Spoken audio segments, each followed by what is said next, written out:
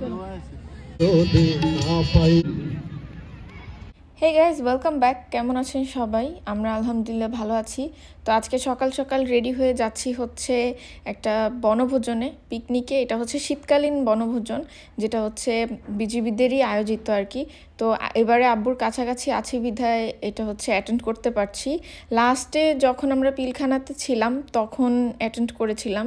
প্রতি শীতকালে এটা হয়। এই পিকনিকটা প্রায় 6-7 দিন আগে হওয়ার কথা ছিল, কিন্তু কোনো না কোনো কারণে ওইটা ক্যান্সেল হয়ে আজকে আবার হচ্ছে। এখন প্রায় সকাল 11টারও বেশি বাজে। তো 10টা থেকে শুরু হয়ে গেছে অলরেডি। এর মধ্যে খুব সম্ভবত শুধু বাচ্চাদের ইভেন্টগুলোই শেষ হয়েছে। বাচ্চাদের বিস্কুট দৌড়, তারপর আরও হাবিজাবি যে খেলাগুলো থাকে, তো বাচ্চাদের ইভেন্টগুলো সবার প্রথমেই হয় সব সময়। তো ওগুলো মিস করেছি। খুব একটা ব্যাপার না, আমাদের মধ্যে কেউই আর বাচ্চা নাই। তো অলরেডি পৌঁছে গিয়েছি, খুব বেশি তো দূরে না। গাছপালা দেখেই বোঝা যাচ্ছে যে আমরা আমাদের গন্তব্যে পৌঁছে গিয়েছি। আসার সাথে সাথেই দেখছি মহিলাদের জন্য যেই বালিশ খেলাটা, ওইটা শুরু হয়ে গিয়েছে। তো আম্মু বসে পড়লো, কিছুক্ষণের মধ্যেই খেলাটা শুরু হবে। আর আমরা এখানে পিছনের দিকে বসে আছি। কি কি খাচ্ছ? দেখাও। প্রতিযোগিতা থেকে 12 বছরের ভালো তৃতীয় স্থান হয়েছে মোহাম্মদ ওমর ফারুক, পিতা শিবই মুস্তাফিজুর রহমান, তেলের পিঠা। দ্বিতীয় স্থান হয়েছে শাহিন, খাইছো? শিহান মাহমুদ, পিতা সালাউদ্দিন। সকালের নাস্তা হিসেবে 2 রকমের পিঠা দিয়েছে এখানে, তেলের পিঠা আর হচ্ছে ভাপা পিঠা। আমি যদিও নাস্তা করে এসেছি, তারপরেও একটু টেস্ট করব। ভাপা পিঠাটা খাবো না, এটা একটু শুকনা লাগছে।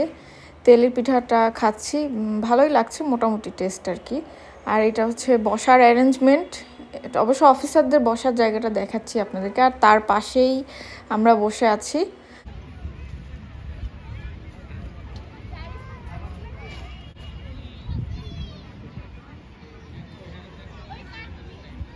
বাচ্চাদের সবার হাতেই একটা করে বেলুন, 2টা করে বেলুন দেখলাম ওদেরকে দেওয়া হয়েছে মনে হয়, কারণ সবার বেলুনই আমি দেখলাম একই রকম দেখতে। সবাই এই বেলুন নিয়ে খেলাধুলা করছে, পুরো মাঠ ঘুরে বেড়াচ্ছে। বাচ্চারাই মনে হয় সবচাইতে বেশি আনন্দ পাচ্ছে আর কি। আর এখানে সামনে যেই বালিশ খেলা, ওইটা দেখছিলাম।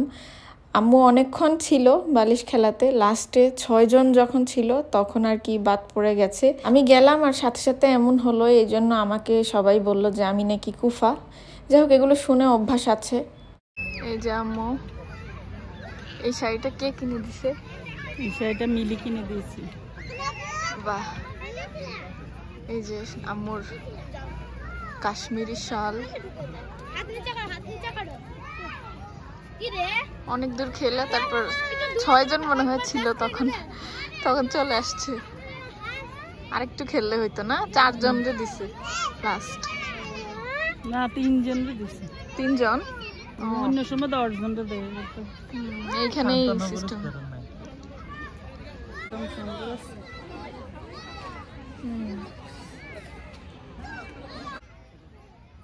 এইখানে এখন আঙ্কেলদের জন্য, তারপর অফিসারদের জন্য খেলার আয়োজন করা হয়েছে।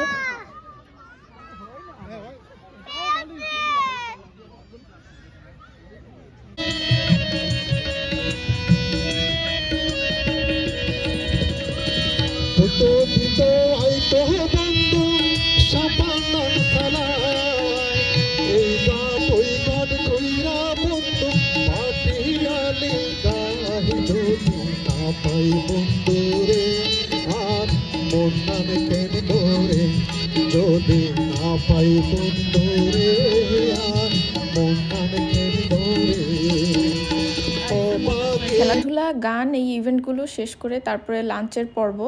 লাঞ্চ হচ্ছে অলরেডি দেওয়া হয়ে গেছে এবং এখানে আমরা লাঞ্চ করব।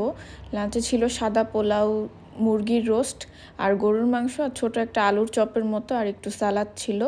খাবারগুলো খেতে মোটামুটি ছিল। তো খাওয়াটা শেষ করে আমরা বাসার দিকে রওনা দিচ্ছি।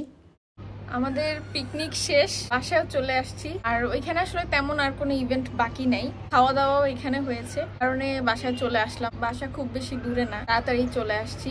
আম্মু আর আমি চলে আসছি। আমার ভাই আর আব্বু ওরা আরো কিছুক্ষণ থাকবে। র্যাফেল ড্রটা এখনো বাকি আছে, তো ওইটা শেষ করে ওরা তারপরে আসবে। আর পিকনিকে আসলে তেমন কিছু দেখালাম না, কারণ সবকিছুই অনেক দূরে দূরে ছিল। জুম করে যতটুকু পেরেছি দেখিয়েছি আর কি। ঘোরারও তেমন জায়গা নাই, কারণ ওইটা হচ্ছে ক্যাম্পের ভিতরে হয়েছিল। বাইরে কোথাও হলে হয়তো ঘোরার আর একটু স্পেস পাওয়া যেত। আশা করছি আজকের ভিডিওটি সবার দেখতে খুব ভালো লেগেছে। ভালো লেগে থাকলে অবশ্যই লাইক কমেন্ট শেয়ার করতে ভুলবেন না। আল্লাহ হাফেজ।